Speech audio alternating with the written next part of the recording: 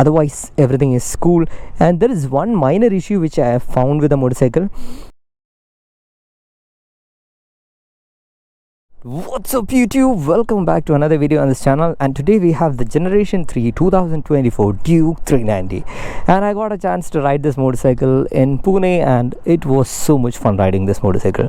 So in the first half of the day I was riding this motorcycle on the track, and now I'm riding it on the street. So I have many things to talk about this motorcycle. First of all, it's an altogether new motorcycle. Absolutely everything is new on this motorcycle, starting from the design, then some of the technology, and then the engine. Everything is brand new on this motorcycle. So let's look into each of the thing and I'll give you my personal feedback about this motorcycle, and you can think about this whether you should buy this motorcycle or not. So first of all, the design is actually very different from what you have seen with any other Duke until now. This is what really happened when the second generation of Duke came in. People were not liking it, but I'll tell you one thing, this kind of design will slowly grow on us. So the Generation 3 actually has a lot of inspiration from the Super Duke. That's why this bigger shroud and all, and the headlight actually fits inside that. So it might look a bit awkward in the beginning, but trust me, this design is going to grow on us and we're gonna love this design. So we'll see a little bit of more plastic on the tank side and all, but it looks really cool. On the front side we have the new headlight. This is the DRL, so this one is the DRL, and we have the headlight. I cannot comment on the performance of the headlight now because I haven't ridden this motorcycle during the night. That's why I cannot comment on anything. And here we get Metzeler tires. The profile is good. When I was riding on the track, what I felt that the tires are actually good for the road but not that best for the track. And we get a new rim on this motorcycle. So this is the same rim that we have seen with the RC390, the latest generation RC390. So in order to reduce the unsprung mass of the motorcycle, they have given the new rim. So the number of spokes are less, the hub design is different, and the disc is also different. The front disc brake is also different. So the unsprung weight has been reduced on this motorcycle. And also I have to tell you one thing, I was riding this motorcycle and I have run through a big pothole at a very high speed, and I thought that I have completely destroyed the front rim. And I came to a stop and I checked the rim, and I could see that the rim has actually withstanded that. So I had this doubt in my mind whether there will be any problem reducing the weight of the rim and all. I could really say that the rim was actually having good quality because I really thought that I've broken the rim. So that's the feedback about the rim. Coming on to the side, we have the new engine. It says LC4C, liquid cooling 4-valve compact engine, and this is not the old 373cc. This is a 399cc, the all new engine. The feedback from the engine is good. It is not so drastic performance when compared to the older motorcycle. We'll feel a little bit of difference. The main feel or the kind of difference that see with the older generation is that now we will get that raw kind of a feel. The Generation 1 Duke feel is there with this kind of an underbelly exhaust. The underbelly exhaust actually looks good. And coming on to this side, we can see an side mounted or a little bit of offset model of rear suspension. KTM has taken this kind of a design because they don't want to compromise on the seat height and the ground clearance. So we have a better ground clearance and we have a lesser seat height. For Indian variant we are getting 800 mm seat height. For international variant it's an 820 mm. So there will be a spacer over here. So it's just a matter of removing the spacer and you get an 800 mm. That's how the seat height works. So the rear suspension is actually adjustable. The preload is adjustable, which is 10 stage, and the rebound is 5 stage adjustable. And coming on to the front suspension, the front suspension is also adjustable. That's one great thing which I see with this motorcycle, because now we have the compression and the rebound adjustability. That means we are getting the international spec motorcycle in India now. And out of the 5-stage adjustment, it is in the third click now, which is kind of a normal, which is good for the track and good for the road. So the feedback from the suspension is good. We'll come to that later when we go for a ride. And the seat actually looks good. I think this is also something which is really made for India. Seat comfort is good, kind of good. Pillion seat is also good. The space is good, and we have a grab rail over here, and there's a little bit of a grab rail extension we can see over here. This thing is actually very essential because this will actually protect the taillight. So the rear design is not so catchy, that's what I'll say, because there is no tire hugger now. Rear tail section is so huge and this plastic is too much over there. So the design wise I'll say that it's kind of okay. If I'm buying this motorcycle, that's the first thing I'm gonna do, put a tail tidy. And we can see the new frame over here and the subframe over here. So altogether the complete chassis is actually very new. So that's why I told everything on this motorcycle is very new. Let's come to the front once again. So now the radiator has a different design. As per KTM, the cooling is actually 10% better, and I could feel that as well. I was running this motorcycle in dead traffic, and the heating is not that bad, not as bad as the KTMs which we used to get. And we have a new 5-inch TFT here. This one is actually really nice to look into. The switch gears are also new. So to walk through all the switches, here we have the high beam and the low beam and the pass switch, caution lamp. we have a little bit of a different design over here. It's not an even switch, so there's an insertion over there. This will help to use while you are not looking at the switch gears, so that's why KTM has given this kind of a switch gear. And we have indicator and horn, and on this side we have kill switch and the ignition. That's all. And the TFT has packed everything that you can ask for. Here it's the tachometer, the speedometer, the gear position indicator, time, 2 trip meters, average speed, everything. And it comes with 3 riding modes. Let's look at that. The riding modes are rain, street and track. So when you put in the track mode, you get launch control feature. So let me come out of that, and we have ABS, and ABS is also kind of switchable in the sense we get a supermoto mode wherein which the ABS can be switched off for the rear wheel, and we have traction control that is also switchable, and the launch control we'll get it only when we put it onto the track mode. And there is a bike info which has details about the bike and the trip information, the speed controls. So don't confuse the speed control with cruise control. So the speed control means if you are giving this motorcycle to someone or you want to restrict yourself crossing a certain speed, you can have that. Suppose if you are putting it at 80, the bike won't go beyond 80 speed. So that's the thing. So it's not a cruise control, it's a speed control. It's kind of a limiter. Yes, of course, you can pair your mobile phone. It can do a turn-by-turn navigation. I think it's through the KTM app, but it can do a turn-by-turn navigation, call alerts, music change and all. Yeah, altogether, if you are sitting on this motorcycle, one thing I notice is that KTM has given Domina mirrors on this one. My question is why, when you have a brand new motorcycle, everything brand new, why need to give the Domina mirror on this one? Because you know, Domina is a great bike. Domina's mirror is also good, but when you have something unique, you should have given separate mirror for this. At least you could have used the old mirror. Apart from that, if you ask me if there is any quality issue on this motorcycle, I didn't really see any quality issue, but on the fit and finish, everything is so nice. The attention to detail is also nice. There are some shark fins kind of a thing over here. Design, everything is so good. Just that I see a little bit of wire over here, and there also. Otherwise, everything is cool. And there is one minor issue which I have found with the motorcycle. So it shouldn't really happen, but I'm just saying it over here. Generally what we do is like we turn on the key, wait for all the things to come up, then engage the kill switch, then we give the ignition. So in that manner it works. But if I do everything in a, then actually this motorcycle is actually going in a loop for the ignition. I'll just show that to you.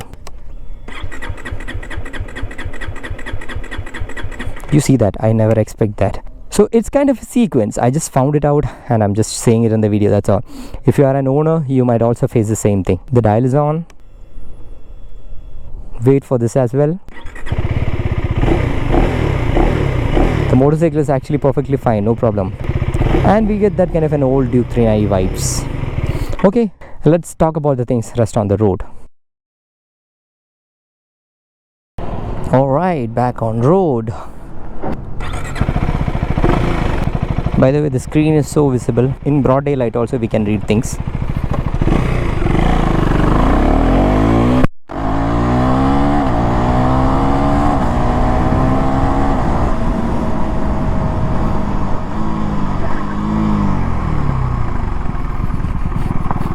I hope you have noticed the performance of the engine and the braking as well. So yeah, let's talk about the engine. First of all, this is a new engine, the 399cc compared to the 373cc engine we have seen with the generation 1 and the generation 2. So the feedback from the engine is, yes, we get that old generation 1 Duke 390 vibes, and we get the refinement of the generation 2 Duke 390. If you ask me, is it more powerful than the generation 2, then I'll say that we really don't get to feel that. The difference is not so huge. It's just 2 bhp more, 2 Nm torque more. But what I feel is that there might be a small difference if you do a drag race. Otherwise, I'll say that the performance is always good. 390 is always known for that. So there isn't an immense amount of torque or power coming out of this engine compared to the previous bike. Then I'll say that the engine is good. Very good, powerful engine. And if you ask me if there are any vibrations, I'll say that yes, there are a little bit of vibration over here. You can feel it on the tank, but not too annoying. But yes, it is there. And the vibration is not actually getting carried to the handlebar or onto the seat.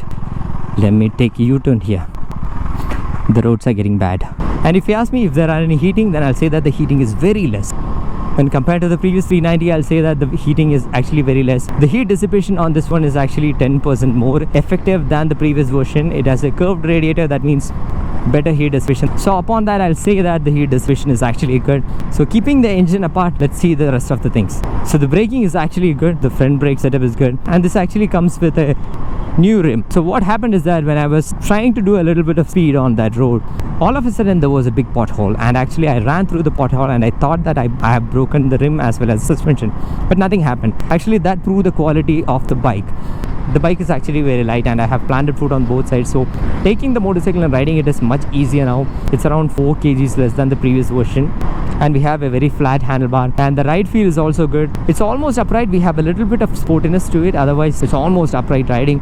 And the clutch feel is actually good. Even though we have the up and down quick shifter, the clutch feel is actually good. Previously I used to tell that the KTM has the tightest clutch, especially the 390 used to have the heaviest clutch. Now it is not like that. This is actually moderately hard or moderately soft, however you want to call it. And the quick shifter is also good. The quality on the quick shifter is good. It has a click, a little bit of tightness, but otherwise it is shifting. In every gear it is shifting. I didn't had any trouble, no false neutrals, no trouble using that quick shifter. This exhaust note is actually exactly like how it was during the BS3.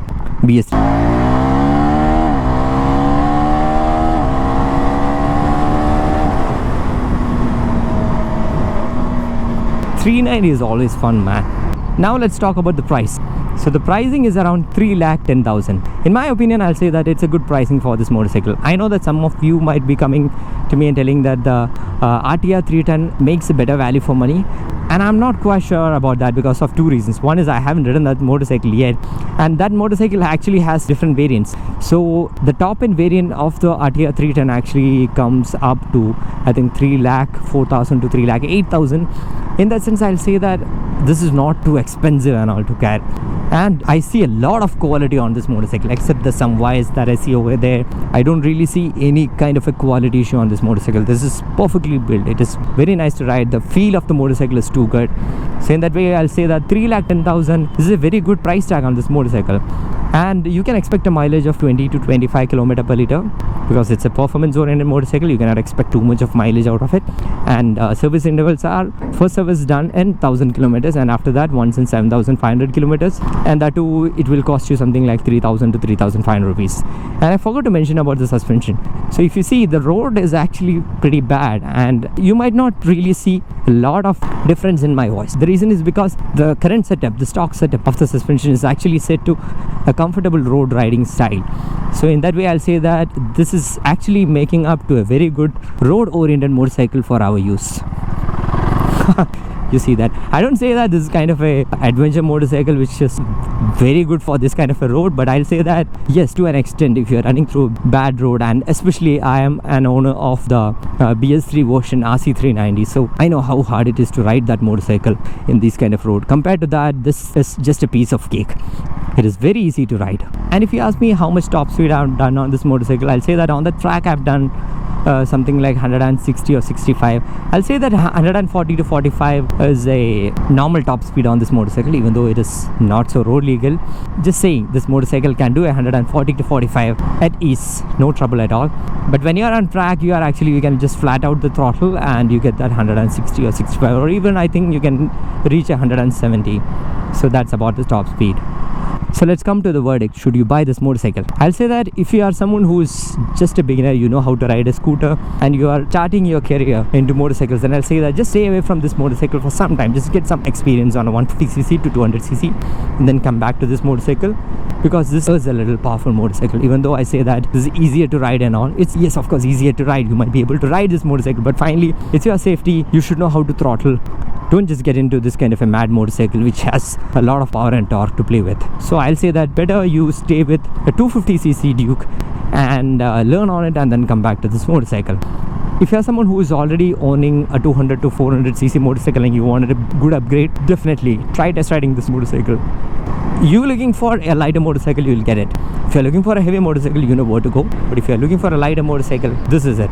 And if you're someone who actually likes older generation Duke, the Generation 1 Duke, and you also like the refinement of the Generation 2 Duke, you will like.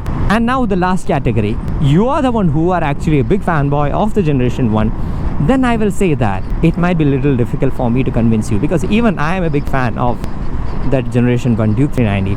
And if you ask me if I get the same vibe of that motorcycle on this one, in terms of power, in terms of feel, I'm getting that. But that rawness that motorcycle gives, that is unmatchable. Still it's unmatchable. Altogether, I'll say that if you're looking for a very good all-rounder motorcycle for your city use, for your highway use and all, then I'll say that this is a very good motorcycle because it's lighter, easy to ride, got good electronics, you have the cover of electronics, then I'll say that it's a very good all-rounder motorcycle. So that's my opinion about this motorcycle, and if you have any doubts on this motorcycle, do let me know in the comment section. I'll be always happy to help you out, and as always, show some love in the form of likes and comments. See you in the next video. Until then, bye-bye.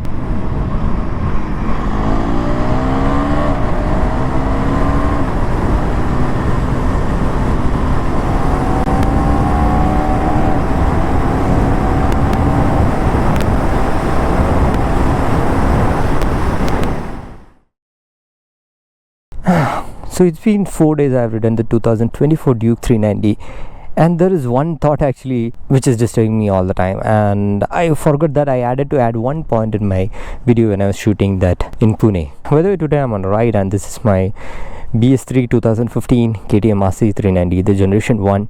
So yeah, let me just come to the point. I generally don't do these kind of movie kind of stuff that I keep a different opinion in the last of the video, but I have to say this. Actually, I stick to each and every point that I told in the video, in the review which I shot at Pune. But the thing is, I actually had a little bit of confusion when I was talking about the verdict to the existing owners of the BS3 or the generation 1 Duke 390 or RC 390, or if you're someone who is actually onto already a bigger bike, a powerful motorcycle, how this 2024 Duke 390 is going to be feel like, or should you really go and buy that motorcycle? So I had this whole of a confusion, and I think I got an answer for that now.